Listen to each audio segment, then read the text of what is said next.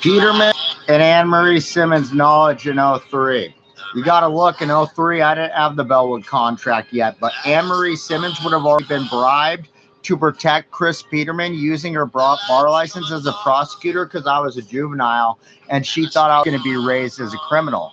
I got the fucking Bellwood contract in '04 when I was 18 with Judge Taylor. Judge Taylor made sure I was 18, but they were going to use that municipal court to try and make me a high-risk inmate to make sure that I was in certain jails. So that way that if I ever spoke out against anybody in Roseburg, even about the Umpqua Community College and Christopher Mercer thing, that I could never appeal any of the charges.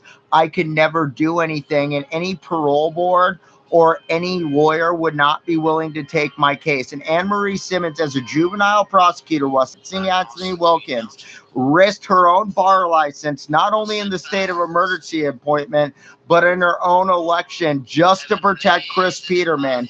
And Chris Petermen let this municipal racketeering go on in the state of Oregon, and he thought he could use it just like he could destroy Matt Stump's background using that. He could destroy Danny McKesh just like Judge Taylor wanted for the Bowers lawsuit, you know, because that's a big thing. Now let's talk about how Officer Owens and Officer Kyles were looking into the Daniel Butts getting abused thing when I was arrested in 2011, when I had to do a day or two in jail, and then I got let out to go back to work while my dad was just before he died, so I didn't get fired from my job, didn't even have to go to court.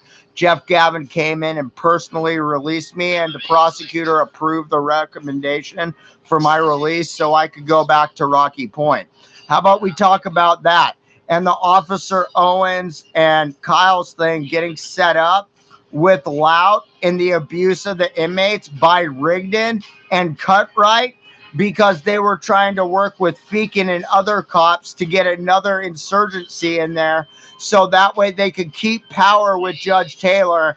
And anybody they wanted to use a municipal court for, whether it be Nicholas Wood, Judge Taylor, Janine Martwick, it didn't fucking matter, because as long as they could put a hold on them, even with a traffic ticket, and said those people owed the state money, you are instantly, when they send you up to the hub in Salem, Oregon, put high risk and not allowed to go to low risk jails. You're not allowed to go to medium security jails. You're a flight risk. You have to be in lockdown jails.